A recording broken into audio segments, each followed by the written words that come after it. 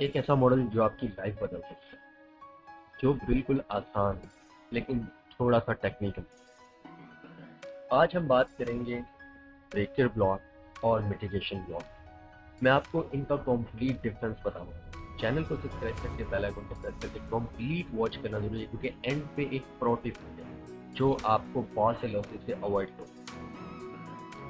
Breaker block क्या होता है फॉरेक्स में, how to use breaker blocks in trading, how to trade the breaker blocks trading strategy. इन सारी चीज़ों में गुम होने से पहले सबसे पहले इसको समझना जरूरी है कि आईसीटी ने ब्रेकर ब्लॉक को इन्वेंट की क्यों की। तो समझते हैं इस पिक्चर को गौर से। If I zoom in, we have to study it out.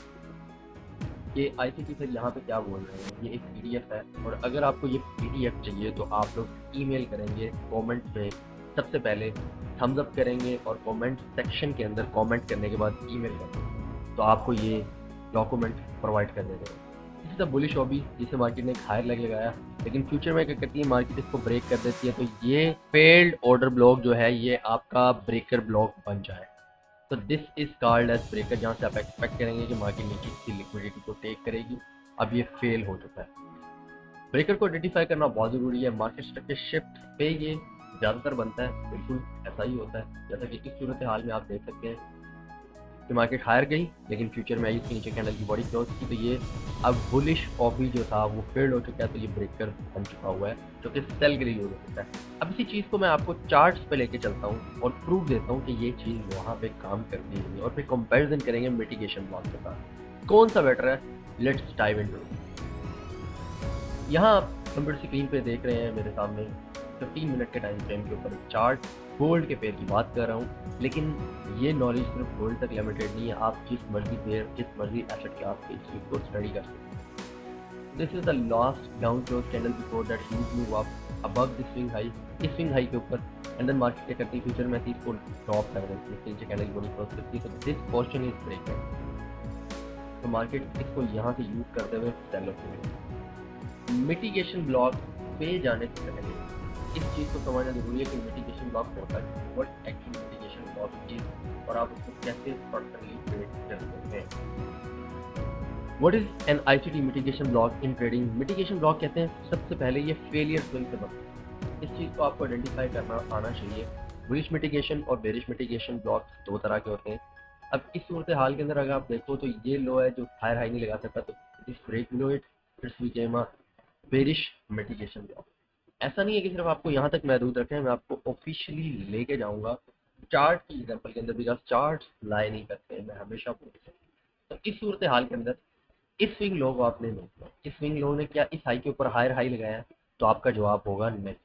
तो फिर इस सूरत हाल के अंदर आप अगर यहाँ से इस डाउन क्लोज कैंडल को पिक कर रहे हैं और इसको एक्सटेंड आउट कर रहे हैं टाइम, तो ये आपका बेरिश मिटिगेशन लॉस है।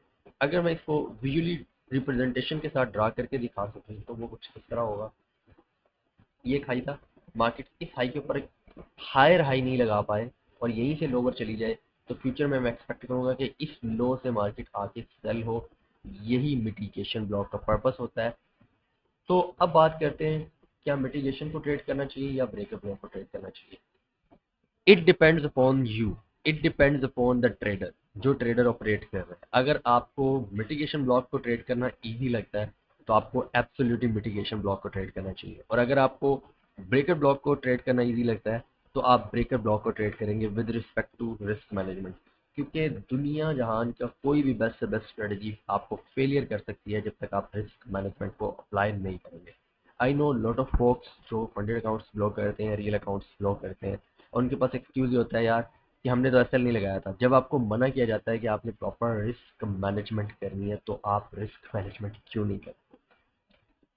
अब क्वेश्चन ये है कि मैं किसको यूज करता हूँ। मैं पर्सनली प्रेफर करता हूँ कंटिन्यूएशन मार्केट्स के अंदर ब्रेकर ब्लॉक्स को और ट्रेंडिंग मार्केट्स के अंदर मिटिगेशन ब्लॉक्स।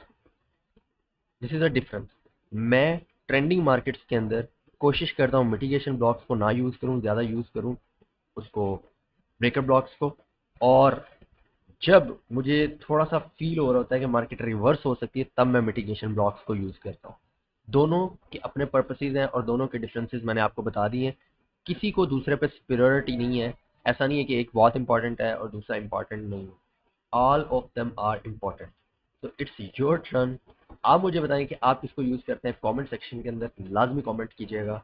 अपना ख्याल रखिएगा। चैनल को सब्सक्राइब करके आगे बढ़िए। आज के सेक्शन में आपने कुछ नया सीखा है, और ये नया सीखना एक एक कतरा, एक एक बूंद आपको कामयाबी से हमकिनार करने के लिए काफ़ी है।